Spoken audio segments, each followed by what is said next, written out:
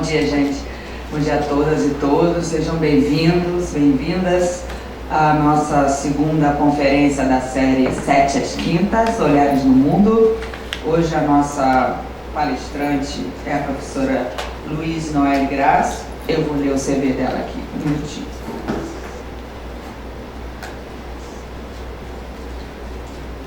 A Luiz... Melhorou, né?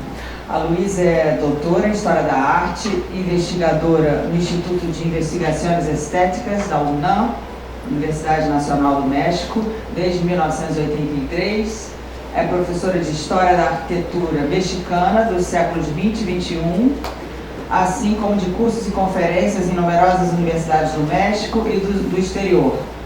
Autora, entre outros, dos livros Arquitectos Contemporâneos de México, Guia de Arquitectura Contemporânea da Ciudad de México, monografias sobre Agustín Hernández, Ricardo Legorreta, Luis Barragán, Enrique del Moral e Mário Pani, e coautora de Arquitectos Iberoamericanos, ciclo 21, e Fuentes para a Arquitectura Mexicana, ciclos 19 e 20.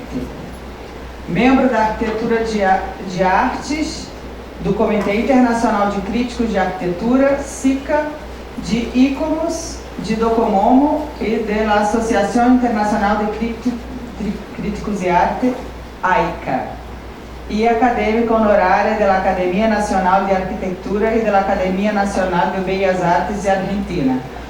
Prêmio Jean Tumi, é ótimo, estou falando espanhol, francês. Prêmio Jean Tumi de la UIA. Atualmente é secretária técnica do Comitê de Análises para as Obras da UNAM. Luiz, muito obrigada, muitas graças por tua presença, estamos muito ansiosos por escutá-la. A Luiz vai fazer a conferência em castelhano, espero que todos compreendam. Qualquer coisa, só pedir uma assistência. Obrigada.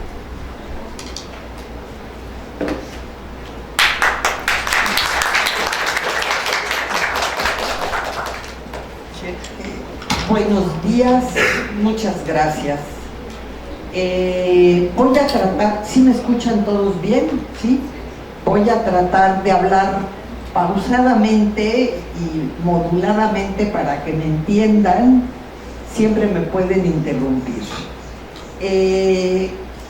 Cuando me pidió María Cristina Cabral hacer esta conferencia, pensé hablar sobre dos temas de urbanismo que tienen relación entre ellos y que de cierta forma son novedosos y que están relacionados con, para mí, por las investigaciones que he hecho, con esta primera imagen. 1943 nace un volcán. Efectivamente, en 1943 nació este volcán en el estado de Michoacán, en Paricutín. En esta imagen vemos cómo está recién haciendo erupción y quemando la poca vegetación que queda, y como el poblado cercano, ahí lo vemos al fondo, quedó cubierto, solo quedó una torre de la iglesia de todo el poblado. Esto pasa en 1943 y de cierta forma se comienza a pensar en este tema, en el tema de las piedras, las rocas volcánicas. Uno de los primeros en interesarse va a ser el doctor Gerardo Murillo originalmente, pero él se firmaba como doctor Agui y era un pintor, un gran pintor, es el pintor de esta obra y de muchas otras, y era también vulcanólogo, era un estudioso de todo lo que tiene que ver con los volcanes. En 1943 se traslada cerca del Paricutín a hacer una serie de estudios y de pinturas sobre el lugar. Pero 1943 es una fecha fundamental, porque en 1943 se inician los trámites para conseguir los terrenos donde se hará la ciudad universitaria. También a la ciudad universitaria vamos a volver. En 1943, Diego Rivera inicia a comprar terrenos en una zona cercana a esta también de Pedregal, en el Pedregal de Santa Úrsula. Aquí está con su hija Ruth Rivera, arquitecta, frente al inicio de la construcción del Anahuacalli. 1943, Luis Barragán está paseando por el Pedregal de San Ángel con un arquitecto conocido, muy conocido para nosotros, sobre todo un teórico, podemos decir, no conocido por muchas obras de arquitectura, y en esa época van a pasear por el Pedregal y se ven las piedras de la erupción. La erupción de un volcán, y esa foto la debí de haber puesto, un volcán, el Xitle, que hizo erupción sobre el Valle de México en el año 0, más o menos, en el año 0 de nuestra era, hizo erupción. Y había dejado esta enorme zona de Pedregal donde no había nada, no había casas, no había vegetación, no había nada, porque era Pedregal, eran piedras volcánicas. Como vemos aquí, es una enorme extensión de piedras. Esto es cuando comienza a hacerse la apertura para el Pedregal de San Ángel, para la universidad, y vemos son piedras con algo de vegetación después de 2000 años, pero no eran ni tierras de agricultura ni tierras para poder tener ahí antes de estas dos urbanizaciones, tener ahí algo. Entre 43 y 44, Luis Barragán va a ser uno de sus primeros jardines.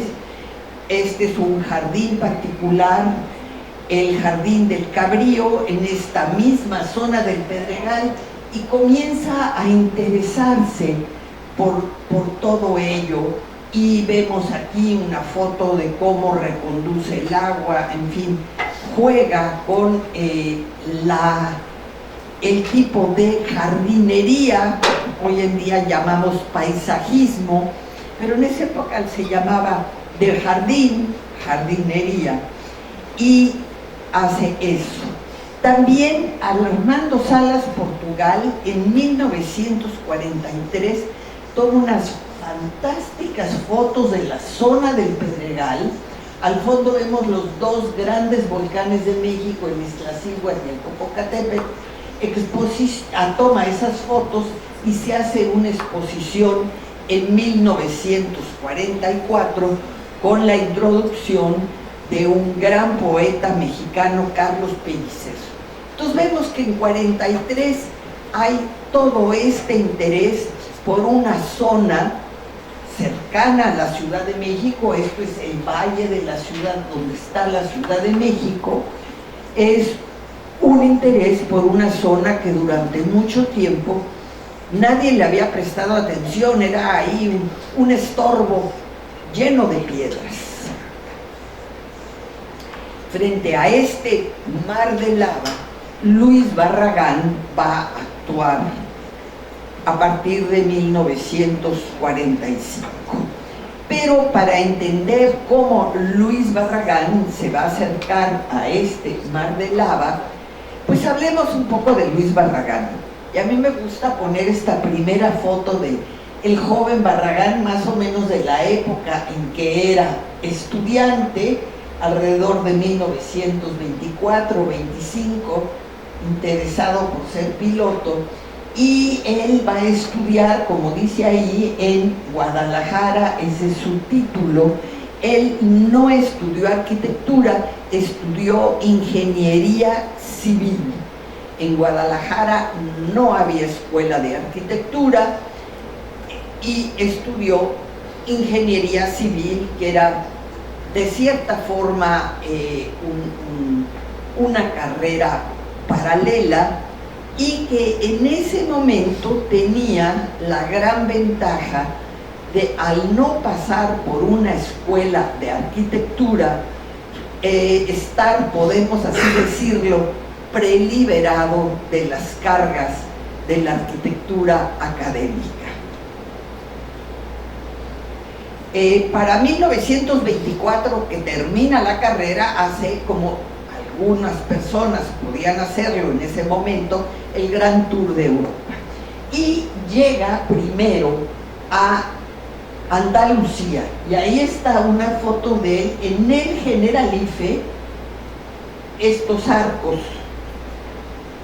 son esos arcos, y aquí está Barragán con un grupo de mexicanos que estaban visitando Andalucía.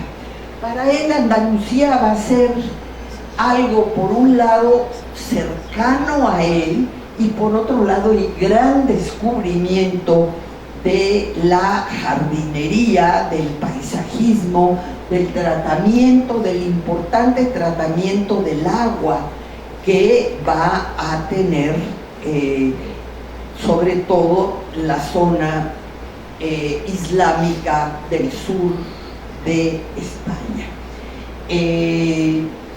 Para él es un gran descubrimiento, algunas cosas, y otras el encontrarse con algo cercano, porque al fin y al cabo España y México, y de Andalucía sobre todo, había habido una fuerte migración a México. Entonces muchas de las construcciones, de las formas, de lo que veía ahí, le era cercano. Seguirá haciendo el tour, finalmente irá a París, va a llegar a París con la exposición de 1925 de las artes decorativas. Ahí le van a interesar sobre todo algunas publicaciones de este curioso francés, Ferdinand Bach, y digo curioso porque escribía libros como este, Les Jardins Enchantés, Los Jardines Encantados, es lo que dice allá abajo, un romancero, no es un manual de jardinería ni mucho menos, es un cuento de las 1001 noches vuelto a contar en francés, con estos jardines reales imaginarios de Andalucía que pinta el propio Ferdinand Bach, que también era paisajista, semiarquitecto, y que había hecho los jardines de este lugar en el sur de Francia, Le Colombier. Curiosamente, en ese 1925 se publica Les Jardins Enchantés y Le Colombier, el libro de, como dice también ahí, sus jardines y sus decoraciones por parte de Ferdinand Bach. Y vemos, no solo sabemos, porque está en su biblioteca, y porque sabemos que trajo varios libros para regalarle a sus amigos que no habían podido ir a Europa, les trajo de regalo los libros de Le Colombier y de los Jardines Encantados, pero que unos años después, en 1931, Luis Barragán va a ir y va a hacer un dibujo de la puerta de entrada a Le Colombier, entre otros dibujos. Esto demuestra la importancia que esto tuvo en él. ¿Y cuál es la importancia? Para Ferdinand Bach y posteriormente para Luis Barragán y su grupo de amigos que habían estudiado juntos, pensaban que en ese momento el camino de la arquitectura, pensemos, 1925, 28, 30, apenas está surgiendo la arquitectura moderna, la famosa exposición de la arquitectura moderna en el MoMA es en 32, apenas, nadie sabe cuál va a ser el camino. Ellos piensan, con Ferdinand Bach, que el camino puede ser lo que Ferdinand Bach llama la arquitectura arquitectura mediterránea. Pero la arquitectura mediterránea para Ferdinand Bach no es solo las casas blancas de Grecia o los pueblos de Andalucía, también es la arquitectura islámica del norte de África, el gran Mare Nostrum y lo que eso podía darle a la arquitectura. Va a regresar Barragán a Guadalajara y va a hacer ese tipo de casas. Esa es la Casa González Luna, y bueno, vemos cómo hay un cierto reflejo de la obra, los dibujos de Ferdinand Bach. Para 1931, que hace el dibujo que ya vimos, Barragán regresa a Europa, pero en esa ocasión conoce a quien para él era ya un importante arquitecto, ya va buscándolo a él, a Le Corbusier, y lo conoce y se hace buen amigo de Le Corbusier. ¿Y por qué digo esto? Porque existen en el archivo de Barragán estas cartas que Le Corbusier escribió a 3 de sus clientas. Chère Madame, esto es para Madame Savoy en Poissy. Aquí está el señor Barragán de México, le pido que por favor lo deje visitar la casa. Muchas gracias, Le Corbusier, y el dibujo de cómo llegar a la casa. Le Corbusier no hacía eso por cualquier joven que llegara a su puerta a tocar el timbre y decir quiero ir a las casas. No, realmente estuvieron muy cercanos, le interesó mucho a Barragán. En ese momento Barragán decide dejar Guadalajara, que era demasiado provinciano ya para él, que toda esta idea tal vez de lo mediterráneo no era el camino, que el camino era la arquitectura moderna, y hará este tipo de obras en la Ciudad de México. Casas y edificios, todos de una gran modernidad. Este es un poco, en muy rápido, el primer camino de Barragán.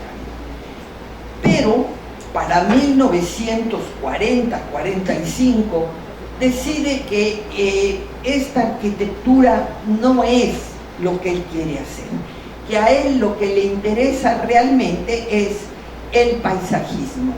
Comprará unos jardines, este es un jardín, aquí 4 terrenos en un lugar que se llama Tacubaya, va a hacer 4 jardines. En uno de esos jardines finalmente es donde hace su casa, es lo que le interesa, pero también le interesa vivir. Vivir quiere decir vivir de algo. Si está dejando de tener clientes y de hacer edificios y de hacer casas, ¿de qué va a vivir? Pues decide tener un socio que hace fraccionamientos. ¿Cómo se dirá eso en portugués? Parcelamientos. Y a él, que en 1942, 43, 44 se andaba paseando por el Pedregal, se le ocurre que en esa zona se puede hacer un buen fraccionamiento con una forma diferente de vivir. Y entonces se va a acercar a Carlos Contreras para trabajar con él el urbanismo. Esta es la planta general de Jardines del Pedregal, que curiosamente, y como ya lo vimos, está junto a la Universidad Nacional, que también vamos a ver ese urbanismo. Aquí está el Estadio Olímpico de la ciudad universitaria. Ese es el Pedregal, son terrenos irregulares, y entonces la decisión es que no se van a hacer calles en cuadrícula como siempre han hecho en los nuevos parcelamientos. No, aquí él va a seguir con Carlos Contreras las ondulaciones del terreno, buscar respetar en los parques lo mejor que haya de estos, lo que llamamos nosotros afloramientos rocosos, es que realmente ver la roca volcánica así toda arrugada, con algunas plantas que crecen, es realmente algo muy atractivo, que a él le parece que se debe de conservar, que se debe de conservar en los jardines, y es lo que hace. Y trabaja esto con Carlos Contreras. Aquí está Carlos Contreras Elizondo, un urbanista que había estudiado, arquitecto, urbanista, que había estudiado en Columbia University, era profesor en Columbia y en un momento dado decide, su padre era mexicano, regresar a México y va a trabajar muchísimo en la Ciudad de México. Uno de ellos es este plano de la Ciudad de México de 1927. Había hecho obras muy importantes como abrir una nueva calle a la gran Plaza de la Constitución o Zócalo de la Ciudad de México. En fin, era alguien, esto se hizo realmente, este es el proyecto.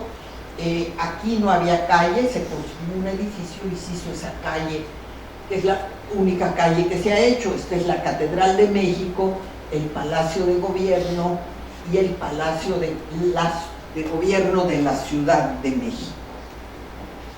Y se van al Pedregal. Aquí hay una foto aérea de 1950 de cómo eran las calles, y esto es una mala foto, perdón, no encontré mejores fotos de cómo son las calles en el Pedregal.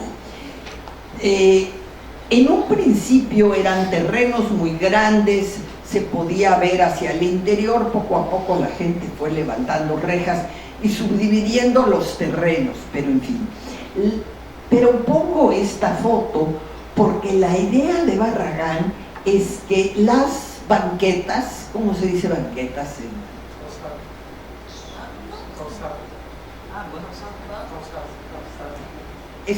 No es las aceras, las veredas, dicen en Argentina, son de otro material, pero están al nivel de la calle para subir ahí los autos. No entiendo bien cuál era la idea de Barragán haciendo eso, pero era para ser diferente. No sube, es exactamente todo al mismo nivel. A mí me parece hasta peligroso, pero bueno. Pero esa era la idea de él. Vean aquí cómo queda este afloramiento rocoso. En fin, esta era la propuesta, este era lo que había, y las casas todas, con los muros sí dividiendo entre ellas, de piedra volcánica. Hay mucha piedra volcánica. En la UNAM, en todos lados, en la Universidad Nacional Autónoma de México, UNAM, se usa esa piedra porque está ahí, la sacan para hacer los cimientos y luego la usan en la construcción.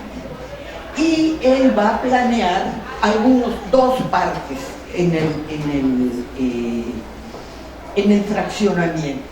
Este es uno de ellos, y vemos esta propuesta ya más pensada, más digerida, de un paisajismo personal.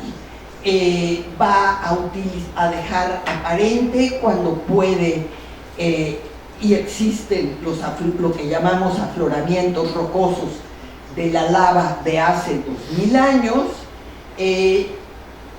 plantas nada especiales, plantas que existen localmente, árboles, algunas zonas con prados, y en México hay una piedra volcánica roja, esa triturada para hacer como arena para las zonas de las especies de caminos que hay en estos parques. Estos parques están en la actualidad muy abandonados. Si uno los va a ver, no los va a ver así. Estas son fotos de época, pero esto es lo que él proponía. Aquí tal vez es interesante hacer una reflexión en relación con Roberto Burle Marx, que propone cosas similares. Yo leí en algún sitio que Roberto Burle Marx decía que para él el paisajismo era pintar, pero pintar con la vegetación. Y esto es un poco así. Y estuve revisando tanto de parte en los archivos de Barragán, como le pregunté a un especialista brasileño, ahora me voy a acordar de su nombre, que ha revisado los archivos en el sitio, Guilherme Massadorado, y no hay relación, nunca se escribieron entre ellos. Y este jardín, estos jardines, se hacen en paralelo en el tiempo con los primeros jardines de Burle Marx, sobre todo los que le dieron fama, como estos le dieron fama a Barragán, que son los del Ministerio de Educación y Salud, del edificio Capanema. Se hacen al mismo tiempo. Para mí es como espíritu de la época, y las publicaciones de los dos salen al mismo tiempo. Entonces no es posible decir X influyó a Y o Y influyó a X. Para mí son cosas paralelas. Barragán no hizo después de esto demasiado, y vamos a ver otras 2 o 3 cosas ahí, demasiado paisajismo, mientras que Roberto Burle Marx a eso se dedicó. Barragán hizo poco, pero hizo sobre todo arquitectura. Pero bueno, creo que en Brasil y en Río de Janeiro vale la pena hablar de esto, y después también me gustará escuchar sus opiniones. Este es otro de los 2 parques que hay ahí, y pongo la foto de la derecha para que vean tristemente que no los cuidaron, y pues ya no hay flores, ya no hay mucho. Las rocas siguen ahí porque el olvido no las hace que se pierdan. Esto era el acceso, que era maravilloso. Hoy en día está todo perdido, hicieron edificios, en fin. Con esa gran masa de roca ahí, la reja, una reja siempre abierta, pero esta idea de que se ingresaba a un lugar diferente, se ingresaba de allá hacia acá. Y esto que vemos aquí es una escultura de Matías Geritz, con quien Barragán trabajó mucho tiempo. Esto es lo que dice Barragán sobre estos jardines y sobre estas obras. Dice: las posibilidades que ofrecía esa zona para disfrutar del maravilloso paisaje y para construir jardines y casas que resaltaran las bellezas de las formaciones de piedra. Benditos sean los desórdenes geológicos.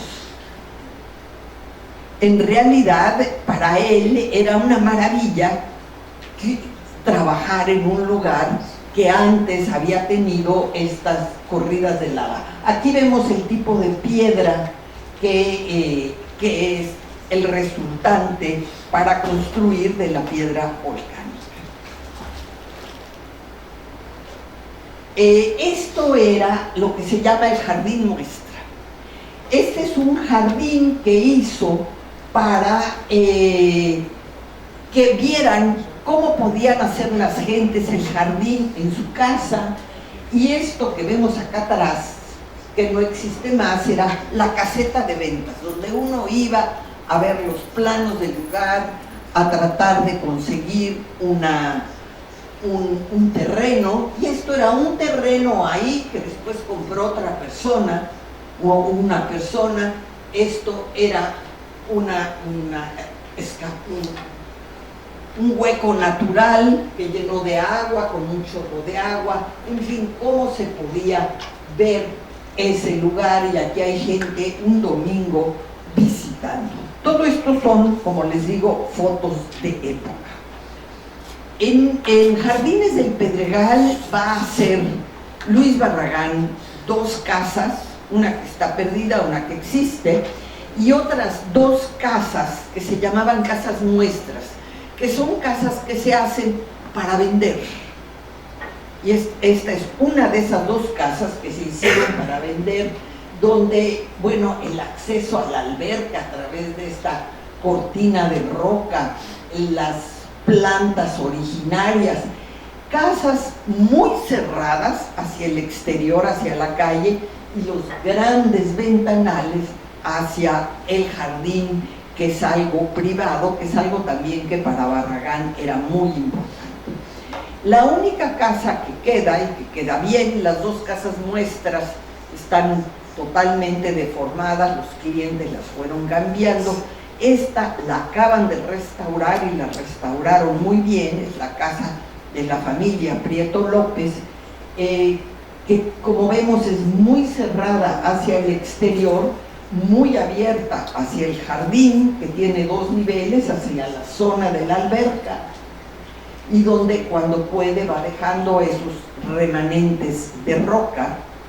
Y este es el interior de la casa, recién restaurado, con una gran limpieza y muy pocos muebles. Los muebles son, para quien le interesa el tema del diseño industrial, de una cubana que vivió casi toda su vida en México, Clara Porcet. Bueno, y el otro frente al Mar de Lava es la ciudad universitaria de la Universidad Nacional Autónoma de México, UNAM, para todo mundo, y esta es pues tal vez una de las fotos más conocidas. Estos amplios espacios interiores de un campus rodeado de edificios. Los autores del Plan Maestro, Enrique del Moral y Mario Pani, autores, se puede decir, fortuitos, el haber trabajado junto en esto, y a partir de aquí se vuelven muy amigos y van a hacer muchas obras juntas, pero en realidad son de origen y de estudios muy diversos, pero que en la Escuela de Arquitectura los nombraron a ellos después de un concurso interno para hacer el Plan Maestro. ¿Qué fue lo que sucedió? La Escuela de Arquitectura, hagan de cuenta, la Escuela de Arquitectura de Río de Janeiro, decide que la universidad la van a hacer ellos, no los otros, ellos.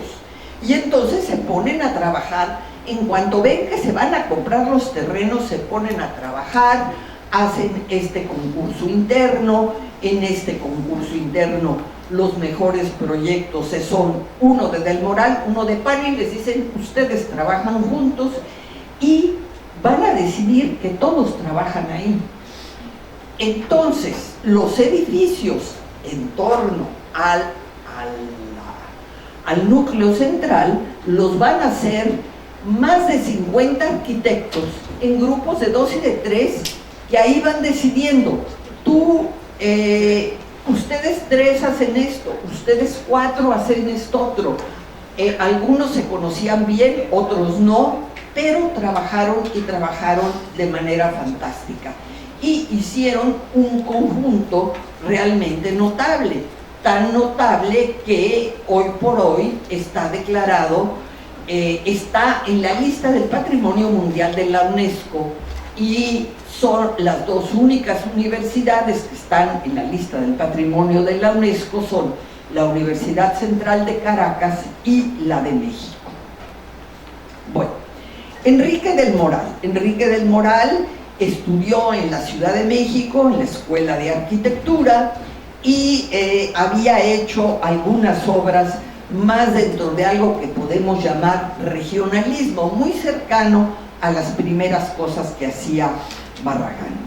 Después hizo obras ya mucho más funcionalistas, como hospitales, escuelas o este enorme conjunto de mercados en la Ciudad de México. Escribió muchas obras y tuvo una cercanía al tema de defensa y conservación de las ciudades. De cierta forma, eso para mí lo emparenta a una persona como Lucio Costa, que fue también uno de los iniciadores del movimiento moderno y el gran profesor aquí en Río de Janeiro, y que a la vez fue una persona muy preocupada por la conservación del pasado. Enrique del Moral y Mario Pani hicieron muchas obras juntos, sobre todo en Acapulco entre 1950 y 55. Este es el aeropuerto, hicieron varias casas, edificios, 5 casas, estas son 5 casas en el borde del mar, una de Del Moral, una de Pani y otras eran de otros arquitectos, con estos interiores donde Del Moral siempre se preocupaba por el tema de los vientos, las ventilaciones. Yo creo que en un lugar como Río de Janeiro ustedes también entienden muy bien cómo las ventilaciones naturales son fundamentales para muchísimas de las construcciones. El Club de Yates Acapulco, donde se construye la primera, lo que se llama Gran Palapa, estos techos de palma, que después van a estar en hoteles y en todos lados. En 1955 se hace que es el primero de esta forma más amplia y no para una pequeña casita. Y les pongo esta foto, así como les puse la de Barragán Piloto, aquí Mario Pani con la famosa actriz Dolores del Río en Acapulco. Era algo que era parte de ellos, esta arquitectura tropical.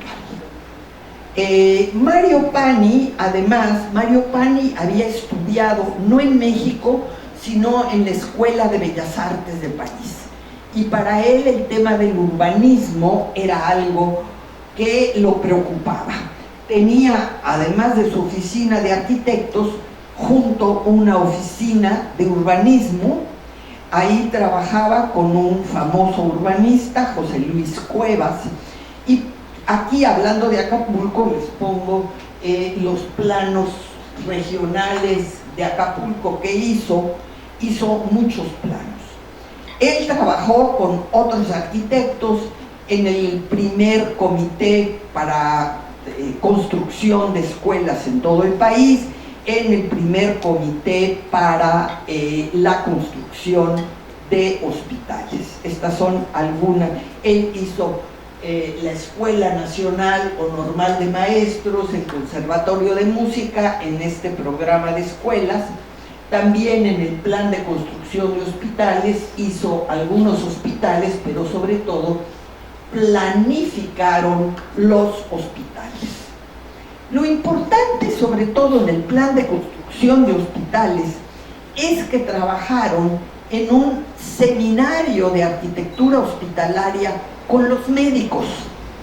Construir hospitales no se trataba de hacer el edificio, se trataba de hacer un hospital que le sirviera, si era de pediatría, si era de oncología, si era de maternidad, que sirviera a esas especialidades médicas, o cuando eran pequeñas clínicas en zonas más regionales, también qué es lo que los médicos ahí necesitaban.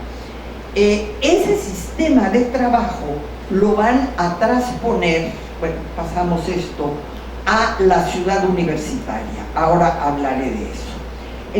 Mario Pani también va a hacer el primer conjunto habitacional en altura, el conjunto urbano Presidente Alemán, hará otros conjuntos habitacionales y publicaciones sobre el tema.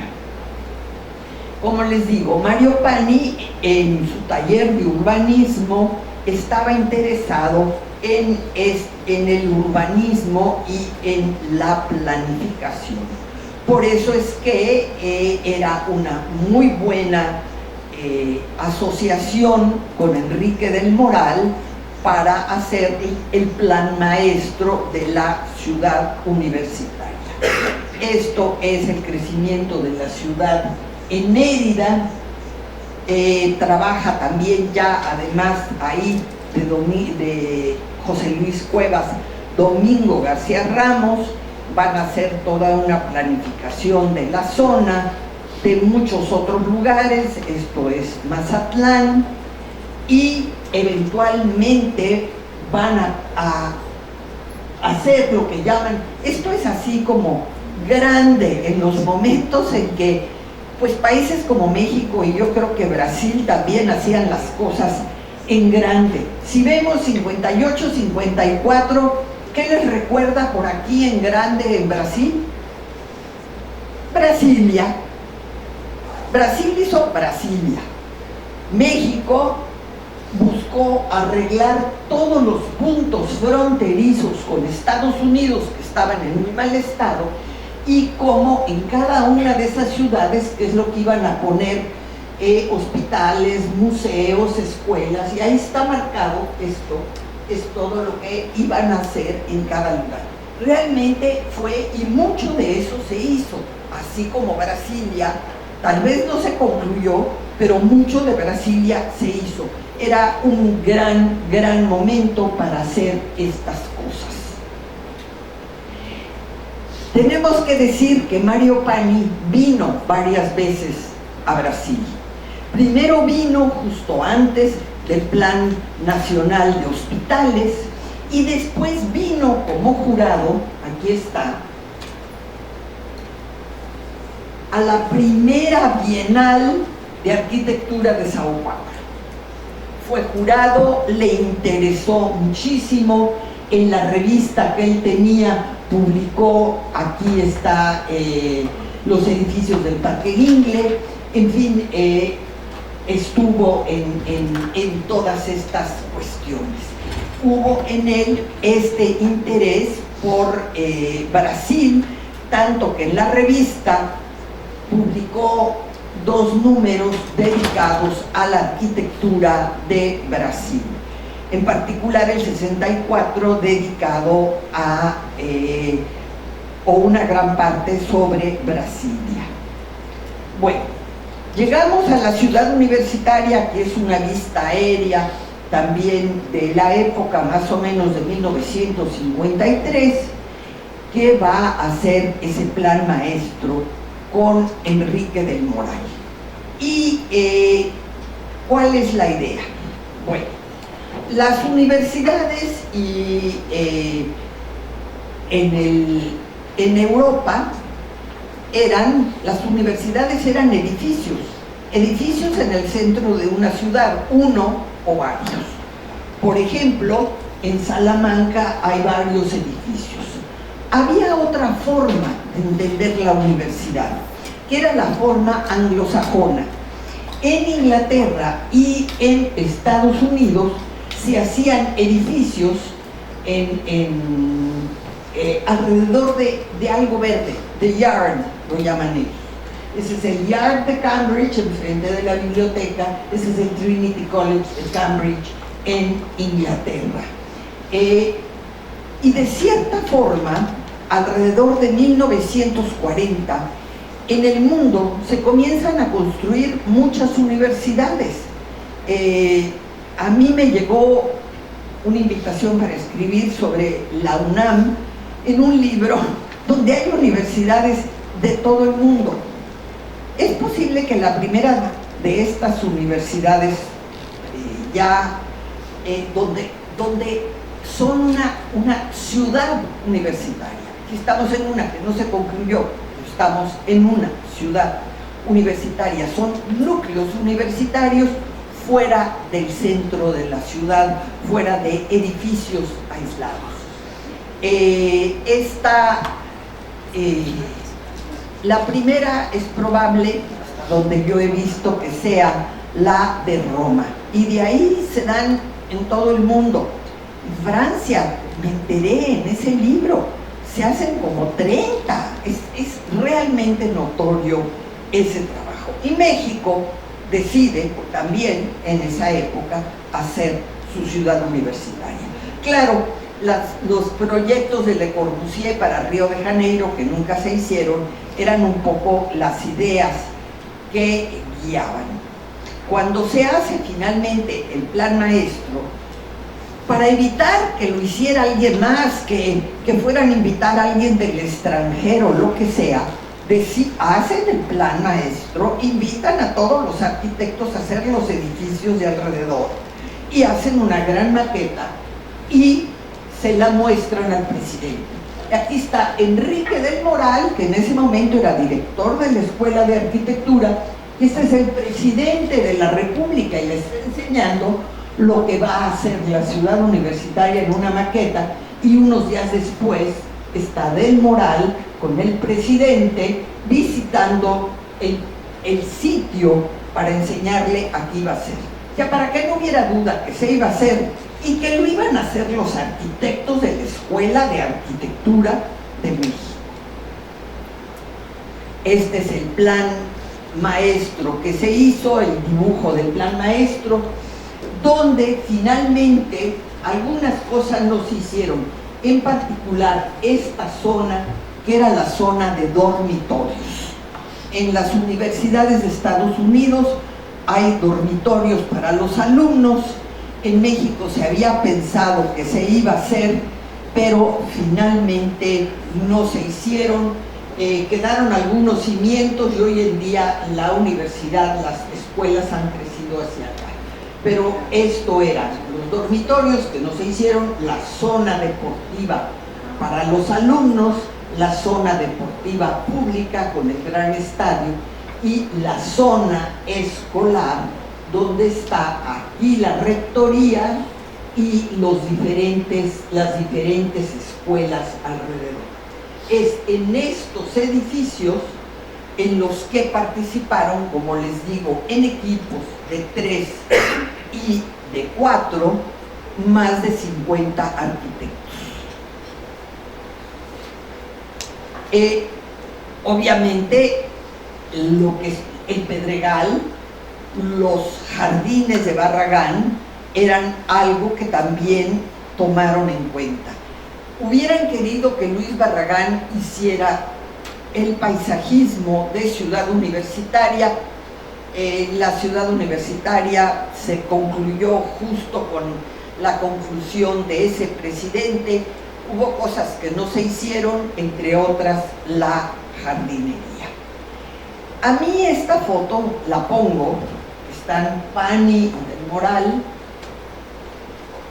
La pongo porque me gusta mucho por dos cosas. Aquí está José Luis Cuevas, el gran maestro ya mayor de urbanismo, y aquí está Maristela Flores, la única mujer que participó en Ciudad Universitaria. Y ella no participó en un edificio, ella era la jefe del taller de proyectos de la Ciudad Universitaria. Ella era la que controlaba a todos los arquitectos, los proyectos de todos los arquitectos, para evitar que un pedazo de la Facultad de Filosofía estuviera encima de un pedazo de la Facultad de Derecho. Ella era la que los ordenaba, les pedía los proyectos, urge, tienes que traer las instalaciones, te faltan qué tipo de ventanas, bla, bla, bla. Esta mujer, hay que decirlo porque son cosas que se nos olvida y pensamos siempre en otros arquitectos. Este es lo que se llamó el Día de la Dedicación. El presidente de la República, 10 días antes de terminar, fue a la universidad y hubo un gran estrado con mucha gente, en fin, fue un gran día de fiesta. Mostraré algunos de los edificios porque en realidad la idea era hablar sobre todo del urbanismo. No sé cómo estoy de tiempo. Esta es la torre de la rectoría, esa se la reservaron Mario Pani y Enrique del Moral, invitaron a un tercer arquitecto, Salvador Ortega, y como en muchos de los edificios de Ciudad Universitaria, hay lo que se llama integración plástica, para nosotros síntesis de las artes, para países como Brasil, como Venezuela, que también tuvieron una gran presencia de artistas en la arquitectura. Este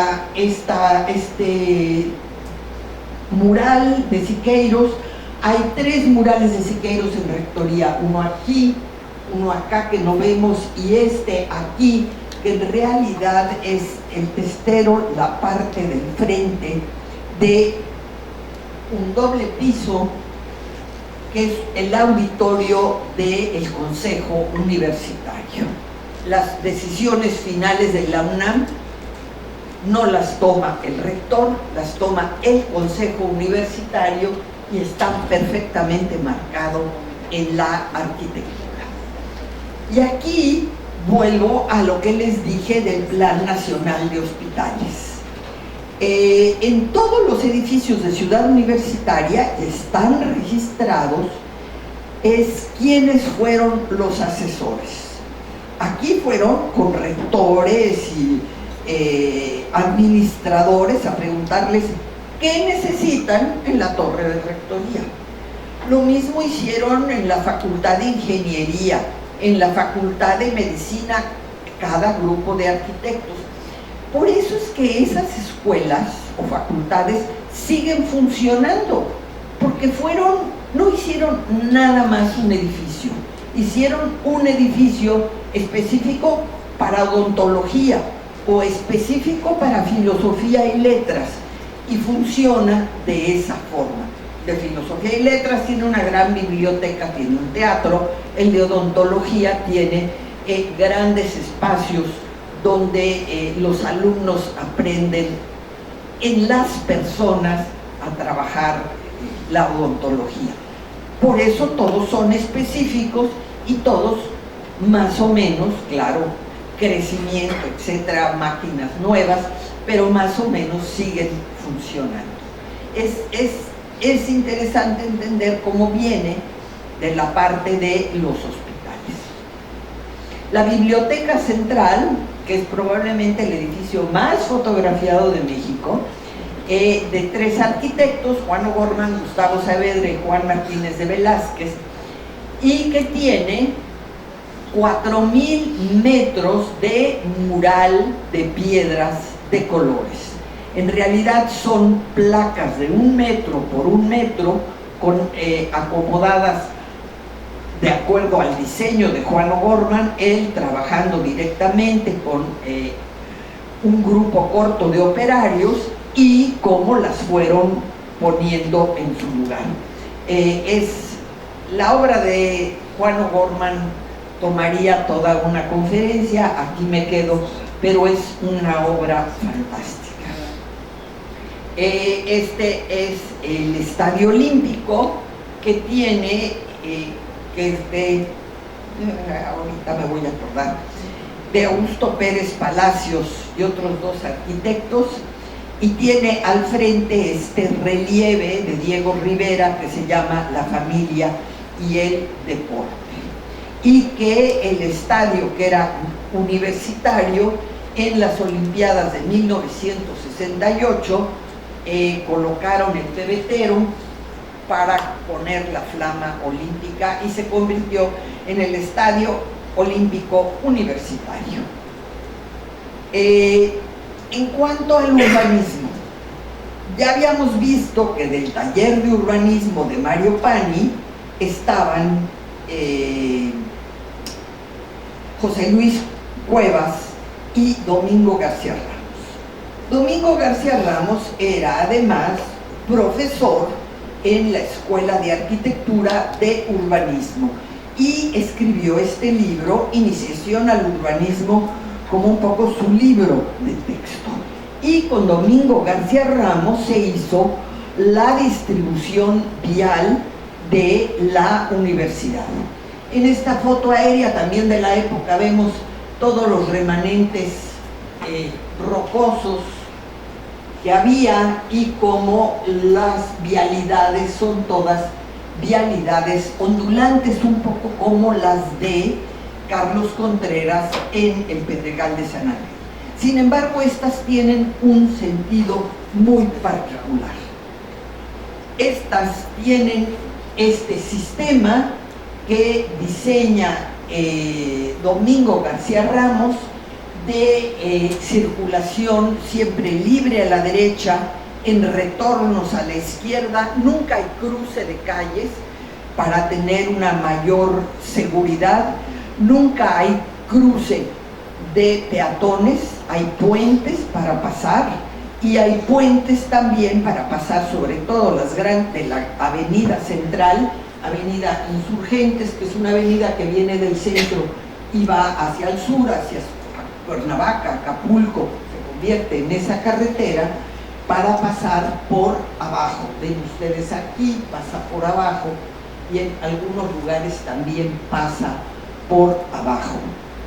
Y entonces regreso para mostrar cómo las calles pasan por abajo, nunca hay cruces y los peatones también de la zona del campus para cruzar al estadio pasan por abajo. Y para cruzar hacia la zona deportiva también hay pasos por abajo. Esto es la propuesta. Esta propuesta deriva, y yo le creo, a decir de Domingo García Ramos, de un proyecto de Hermann Herrey. En realidad su apellido era Wiegenthal, pero se lo cambió al llegar a Estados Unidos.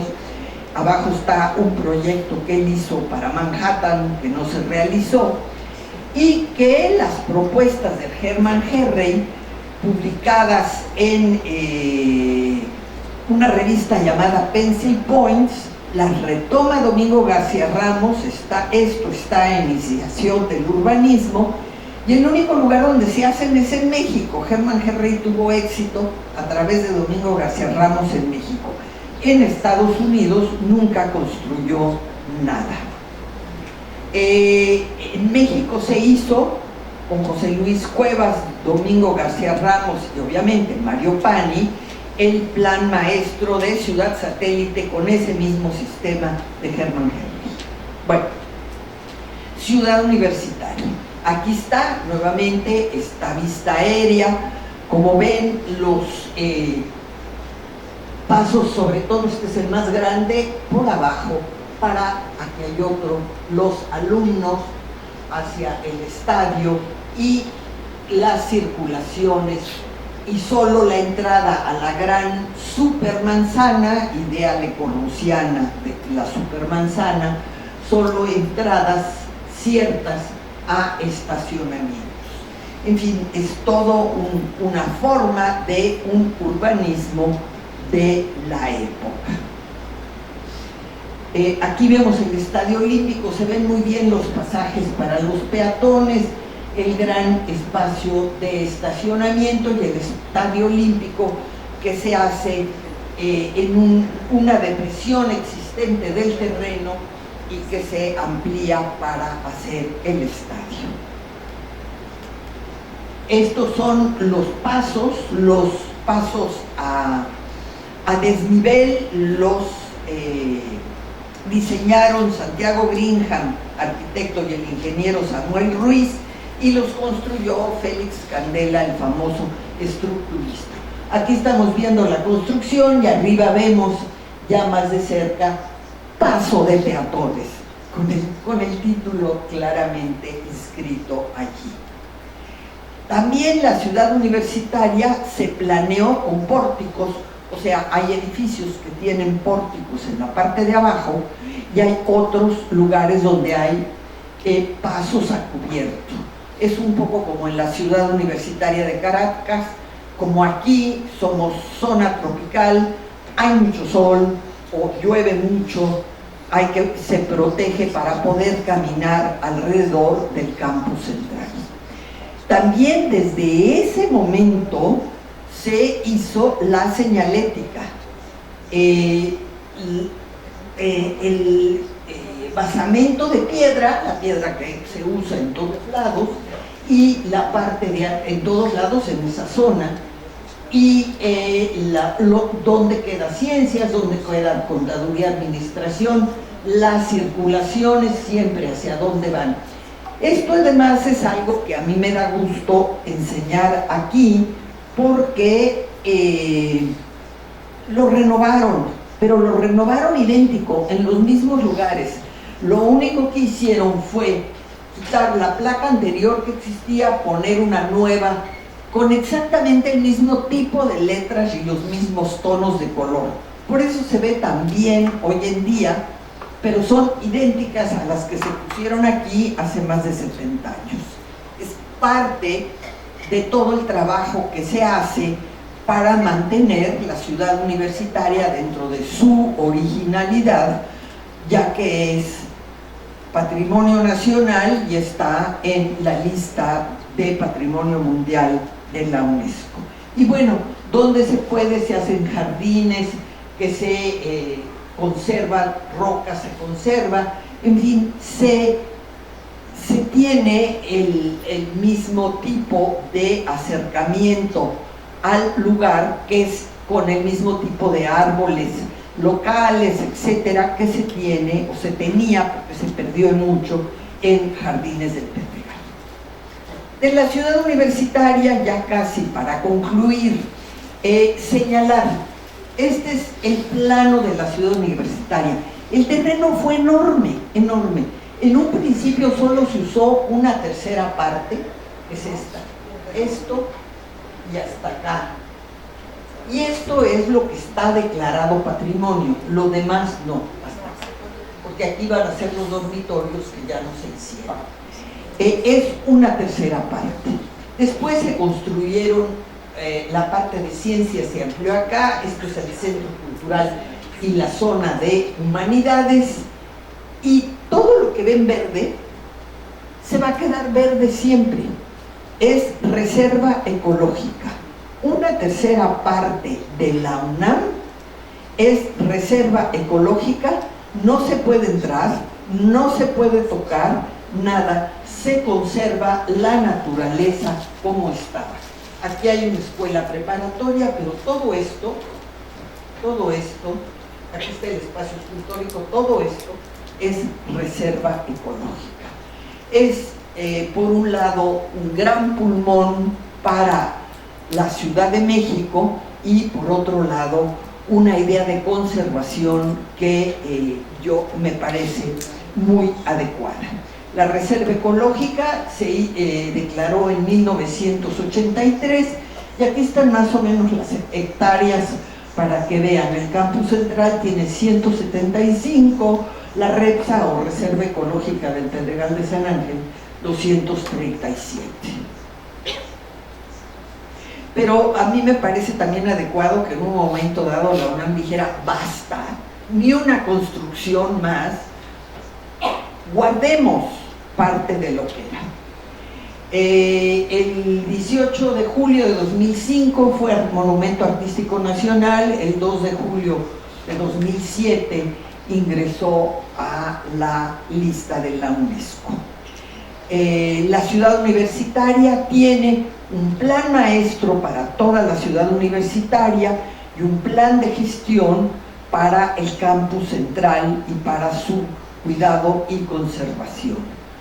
En este vemos cómo hay que tener para la UNESCO, en rosa es lo que está declarado, esto es el resto de la universidad, que obviamente es reserva, esas es reserva, y las zonas de amortiguamiento, aquella y la de Jardines del Pedregal.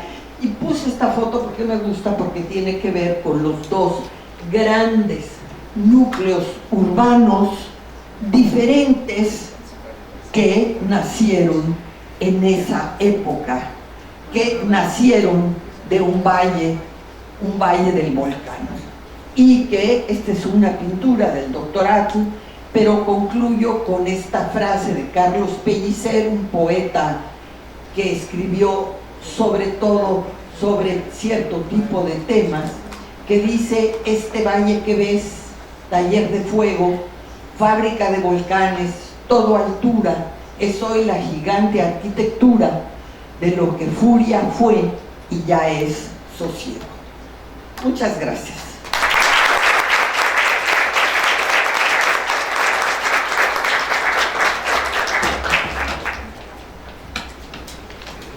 Gracias, Luis, por la presentación muy que nos levanta muitas ideias, não?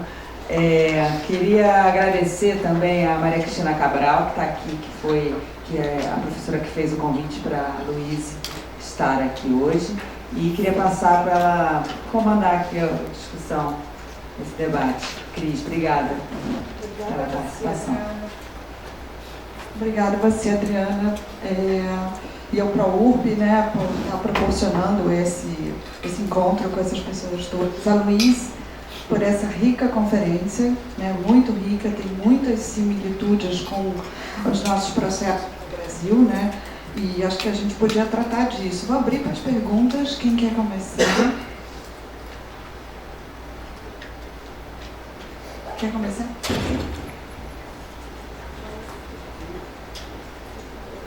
Hola, buenos días, me llamo Julio. En una parte de la conferencia nos ha dicho que una de las cosas que no se hizo en la ciudad universitaria fue justo la jardinería, ¿no? Y el responsable por la jardinería fue Luis Barragán, ¿verdad? Se supone, en la lista de los que trabajaron o iban a trabajar y por algo no se hizo, está Luis Barragán con otras dos personas, porque siempre eran equipos para la jardinería, sí. ¿Y sabes por cuál motivo eso pasó? Porque se acabó el tiempo y el dinero. El paisajismo es lo que se hace al final.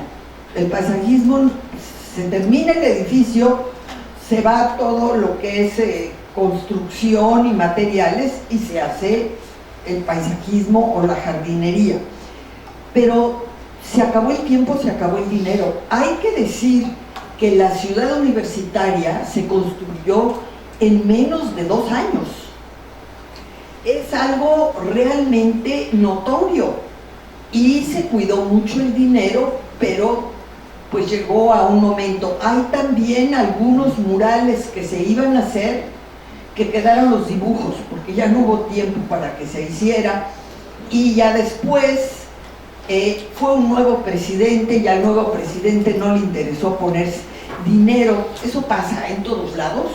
Ese nuevo presidente no quiso poner dinero en lo que había sido la obra del presidente anterior y entonces se quedó como se quedó. Gracias. Alguém mais?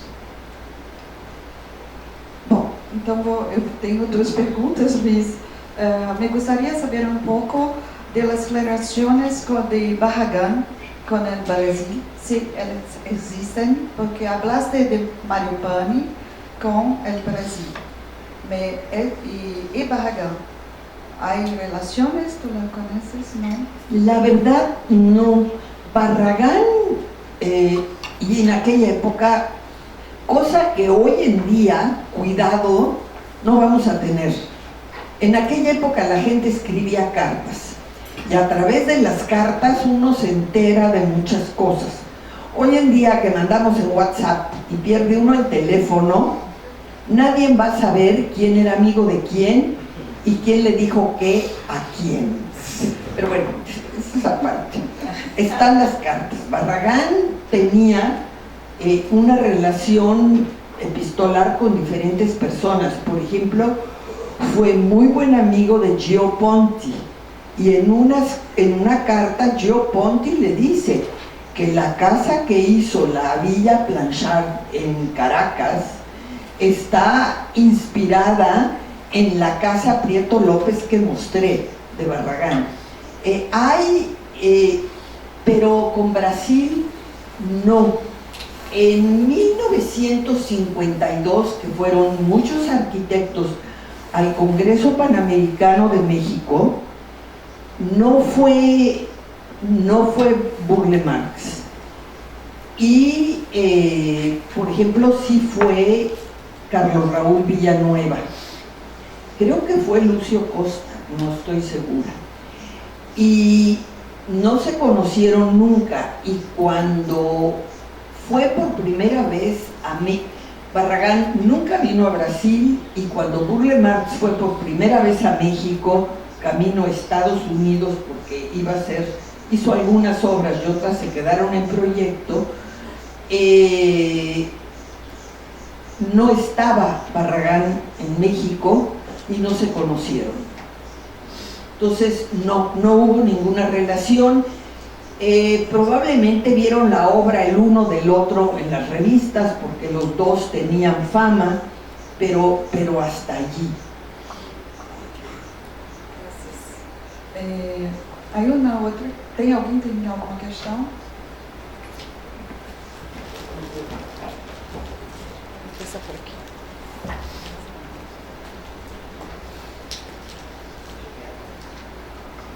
Bueno, primero de todo, gracias por su presentación. Todo que nos trajo es de una gran riqueza para nosotros. Y yo tengo una curiosidad sobre cómo se dan hoy en día los flujos a la ciudad universitaria, porque si las viviendas no se las construyeron, ¿no? Entonces, ¿cómo son estos desplazamientos?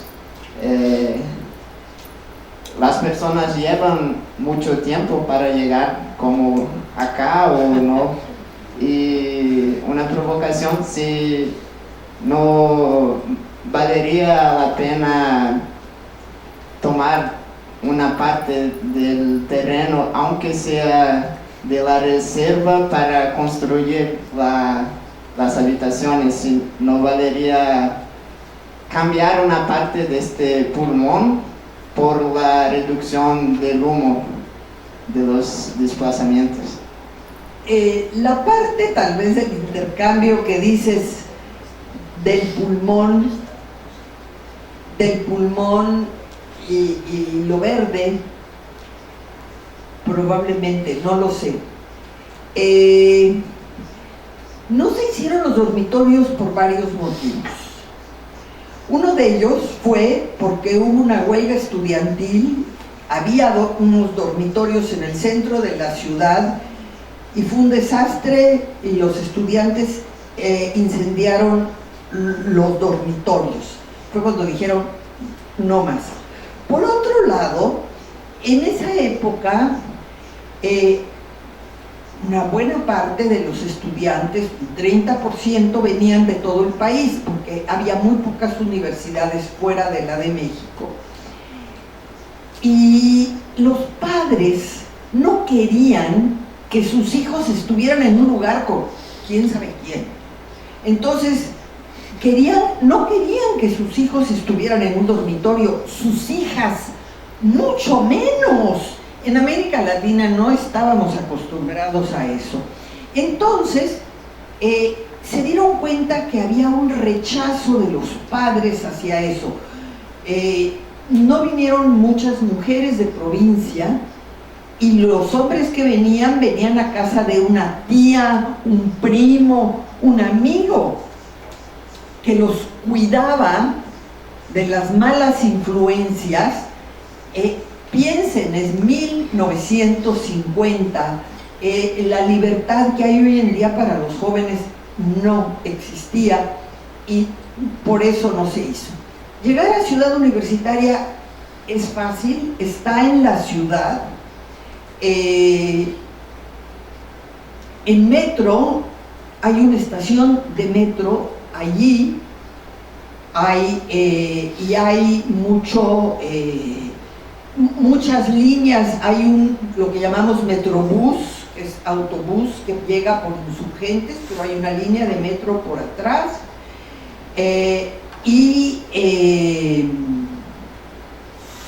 es muy fácil llegar. Y en donde llega el Metrobús y las líneas de metro,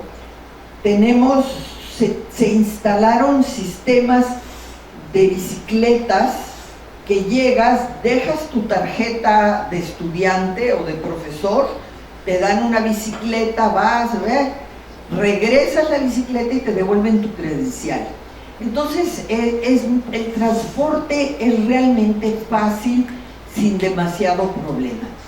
Y todo el enorme estacionamiento alrededor del estadio, hoy en día es estacionamiento para quienes llevan automóvil. Y sacas tu tarjeta, no cualquiera se puede estacionar. Con tu tarjeta de alumno o de profesor, haces el trámite y te dan una tarjeta para poder entrar al estacionamiento y estacionar gratis todo el tiempo que quieras, menos los días que hay juego de fútbol. El día que hay juego de fútbol, estás cerrado. Pero en realidad es fácil, es llegar en auto y es muy fácil llegar en transporte público para los alumnos. Originalmente no, originalmente era muy lejos y había que ir en autobús, pero hoy en día está en la ciudad totalmente.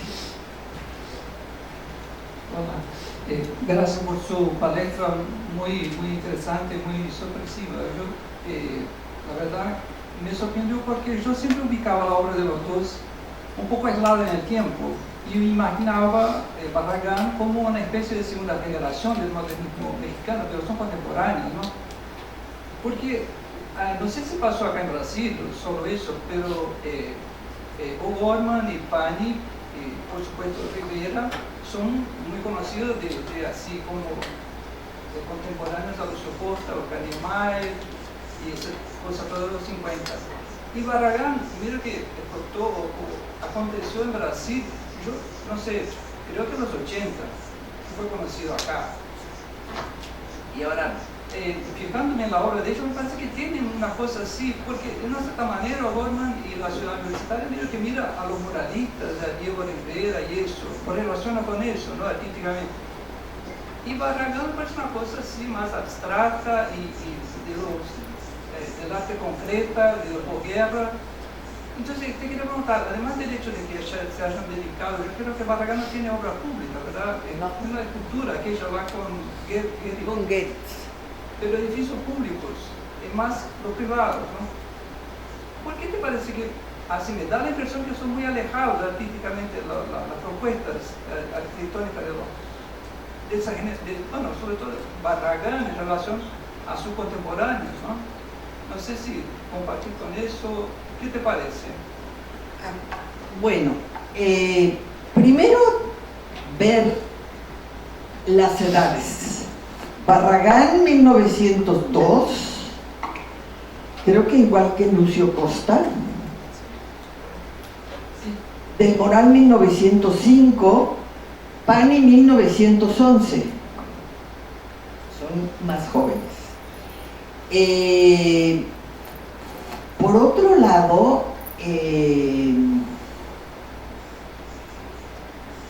y son totalmente contemporáneos. Barragán tiene una obra moderna como la ciudad universitaria, pero decide dejar esa arquitectura porque ya no lo satisface y irse al paisajismo, y después de eso va a hacer unas 6, 7 casas, una capilla, las torres de satélite con Goethe. Prácticamente eso es todo. Bueno, una iglesia en Guadalajara, prácticamente es todo. Pero esa obra, frente a alrededor de 80 obras anteriores, casi todas siempre casas o edificios de apartamentos, esa obra es la que se conoce, la anterior no se conoce, y esa obra se conoce, se volvió famosa, porque en 1976 se hizo una exposición en el MoMA y se hizo un catálogo que escribió Emilio Ambas. Para 1982 le dan el segundo premio Pritzker, y entonces todo el mundo quiere saber quién es ese señor al que le dieron el premio Pritzker. Es un poco como hoy en día a alguien le dan el premio Nobel y todo el mundo va a comprar los libros del premio Nobel para saber quién es ese señor, porque muchas veces uno ni idea tenía quién era ese señor. Eso pasó con Barragán y por eso se le conoce después, pero en México, en las publicaciones de México, está presente al mismo tiempo que los demás. Se reconoce por quienes estudian en ese momento que su arquitectura tal vez es más dentro de estas cuestiones más de purismo, de una arquitectura más regionalista, por los muros gruesos, cuidando la circulación del aire, etcétera, etcétera, pero es más o menos así. Entonces, claro, en el exterior se le ve posteriormente porque se le conoce cuando le dan el premio Pritzker o está en el MoMA, y no cuando realmente se le conoce. Para 1986 ya murió. ¿Alguna cuestión? Si alguien me quiere preguntar en portugués, entiendo y con todo gusto puedo contestar. Era isso que eu ia falar. Podem perguntar em português, gente.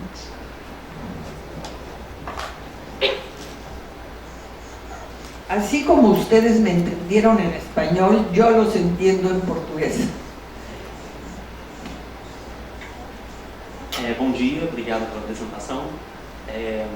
Eu queria saber um pouco sobre o processo para a escolha do local da cidade universitária, porque fazendo uma comparação aqui com o Brasil, né, a gente demorou 10 anos para escolher o Fundão como local da cidade universitária. Então, assim, foi um processo muito extenso.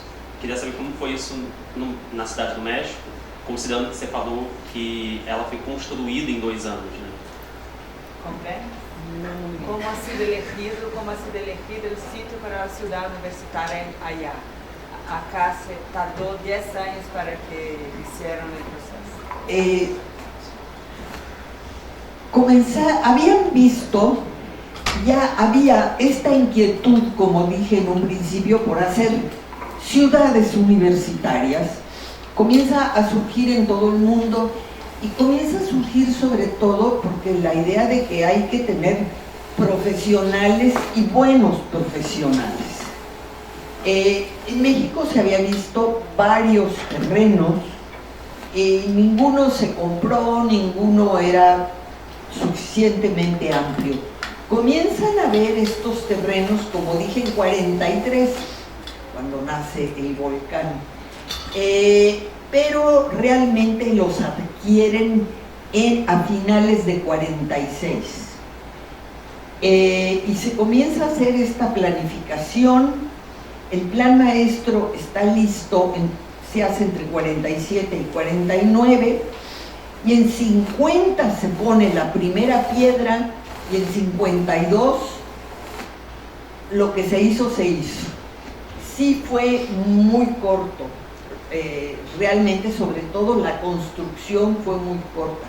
Cuando uno piensa en Caracas, que la construcción duró como 20 años, pero claro, en Caracas estaba solo Carlos Raúl Villanueva y sus discípulos, y aquí eran 50 y tantos arquitectos. Había el dinero, había que usarlo ya lo mejor posible para que alcanzara para todo.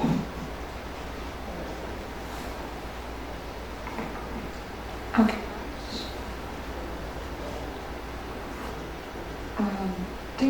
Tengo una pregunta sobre la cuestión del urbanismo de tradición académica y también esta relación de París con una tradición académica, como vimos el diseño del plan urbano muy tradicional, y después un diseño mucho más moderno. ¿Cómo veis ese traslado? ¿Traslado? ¿Se dice así? No sé. Yo portugués ¿Comprendes? Sí. Como dije, Pan estudió en Bellas Artes de París y era académico, tal vez más académico que los que estudiaron al mismo tiempo en México. y su primer urbanismo es más académico, y sobre todo cuando trabaja solo con José Luis Cuevas, que era mayor. Pero Domingo García Ramos era más joven, le interesaban estas cosas. Hermann Herrey, sus propuestas y propuestas nuevas, daba la clase de urbanismo, hizo ese libro. En México se conoce el sistema Herrey, le decimos, como si fuera algo muy conocido y solo lo hay en México. Pues se usó eso porque yo creo que porque querían ser modernos, porque junto otro urbanista, también académico, que era Carlos Contreras, que había estudiado en Columbia University antes de 1910, para 1910 ya era profesor. También da un salto en Jardines del Pedregal con Barragán, y aquí ellos dan un salto con Domingo García Ramos a un urbanismo nuevo, porque era nuevo, había que ser nuevos, modernos, en fin. Yo creo que también es el espíritu de 1950, del fin de la Segunda Guerra Mundial, en que realmente la modernidad tomó en sus manos todo. Se pasa lo mismo como aquí en la Ciudad Universitaria de Río, de la UFRJ, mas vemos que hay, la circulación es completamente diferente, ¿no? Es un urbanismo muy más refletido por la gente, por la paisaje también. Bueno, sí, claro, también es el espíritu de cada lugar.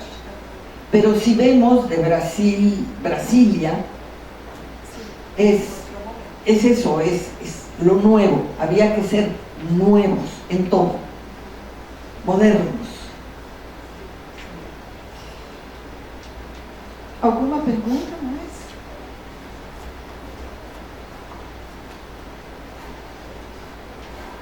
Olá, bom dia. A senhora comentou que houve um escritório, né, de arquitetura que fez o desenvolvimento do projeto da universidade. Aqui na UFRJ o escritório ainda funciona e ele é responsável, uma parte dele é responsável por cuidar dos prédios tombados. Como funciona isso na Universidade do México? Como funciona el cuidado, ¿no? O cuidado, se hay un despacho que todavía trabaja en la recuperación del edificio. Sí, por eso mostré, tenemos un plan maestro de toda la ciudad y un plan de gestiones es necesario cuando es parte de patrimonio. Se cuida todos los días, hay un presupuesto para todas esas cosas. Me da un poco de pena, pero yo estoy a cargo de la oficina que se ocupa de todo eso. Entonces, desde hace 4 años estoy a cargo de esa oficina y donde también llegan otros proyectos que hace la UNAM en diferentes partes del país, pero el cuidado del campus central sí lo tengo yo. No se puede construir nada nuevo y ciertas reparaciones que hay que hacer o algunas cosas, siempre tenemos que pedir permiso al Instituto Nacional de Bellas Artes. Tal vez aquí cambiar esa puerta sí se puede, pero si las ventanas se echó a perder el metal y hay que cambiarlas, hay que poner el mismo tipo de metal, pero hay que pedir permiso a Bellas Artes de que vamos a hacer eso.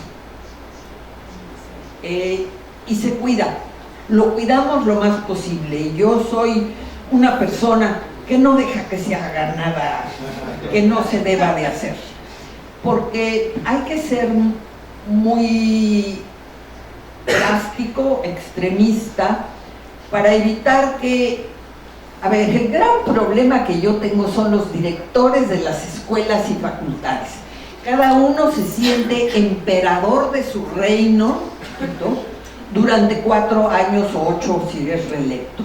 Y quieren hacer lo que ellos quieren, y entonces hay que estar encima de ellos diciendo no. Y cuando hay cosas que sí que es necesario hacer o que se deben hacer, lo mandan a mi oficina y hay una comisión que decide si sí o no. No decido yo, se decide si sí o no. Yo decido si cambian la puerta. Eso sí les digo, bueno, cambien la puerta, está bien. Alguma mais? Y bueno, parte del problema también, tiene 72 años y los materiales no todos han envejecido bien y no siempre ha habido buen mantenimiento. Entonces sí no es fácil, pero estamos en ello. Mais Bom dia, muitas graças pela conferência. Eu quero perguntar no portunhol também se há, porque tivemos a semana última uma palestrante, Aisha Ballesteros, mexicana, também arquitecta, Gabriela Carrillo e também Loreta Castro têm vindo na última semana a Brasil.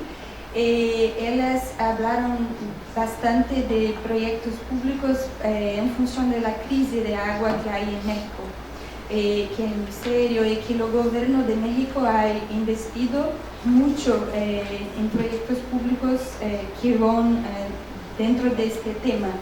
Mi pregunta es si el gobierno, si hay algún proyecto que puede también se pasar en relación a eso en la ciudad, la UNAM, si hay algún proyecto o alguna reflexión al respecto de eso. Sí, yo las conozco muy bien. Creo que Loreta Castro tiene unos proyectos extraordinarios en torno al tema del agua, la conservación. La UNAM, hoy en día que hay mucho problema de agua en todos lados, no tiene problema de aguas porque tiene un pozo que ha estado ahí y tiene agua, y el agua es de muy buena calidad. El agua se puede beber. Pero entonces lo que ha hecho la UNAM es separar. El agua que se puede beber está tal vez para lavarse las manos, pero para regar todos los pastos y todo eso, tenemos también una gran planta de tratamiento de agua, y todas las aguas se mandan a la planta de tratamiento y se vuelven a utilizar para regar. Y si no se riega, se vuelven a reintegrar al suelo, porque este suelo rocoso recibe muy bien el agua para filtrarla, para que nunca nos falte agua en el pozo. Tenemos como esa especie de reciclaje, no desde el principio, pero que poco a poco se ha ido implementando, y hoy en día tenemos el agua. En diferentes puntos del campus hay elementos con agua para poder servirse agua aquí y llevarte tu agua ahí, en diferentes lugares. En esos lugares constantemente se hace análisis y está certificado que es agua que se puede beber. Tenemos eso, y casi siempre está cerca de donde se estacionan las bicicletas. Importante, no tiene sed, tiene agua. Y el resto de agua para regar, para todo eso, es reciclada. Y si no, reinyectada. Graças, Luísa. Acho que podemos encerrar as perguntas. A Luísa quer finalizar alguma coisa? Queres decir algo para... Me da mucho gusto estar aquí una vez más en Brasil, en Río, y cualquier cosa que llegaran a necesitar en algún momento a través de Adriana o de María Cristina me pueden escribir con todo gusto. Graças, Luiz. Passo a Adriana para encerrar. Só dizer que, bom, agradecer mais uma vez. Vayan a conhecer México, não? Porque, bueno, bom lugar. E conhecer a UNAM. A gente tinha um intercâmbio aqui na FAO, né, com a UNAM, não sei se ainda existe, mas houve um tempo em que havia intercâmbio estudantil com a UNAM. Lembrar que no dia 29/5 vamos ter mais uma terceira conferência com a professora Mary McLeod do Columbia University, então esperando vocês. Muito obrigada pela assistência e boa tarde.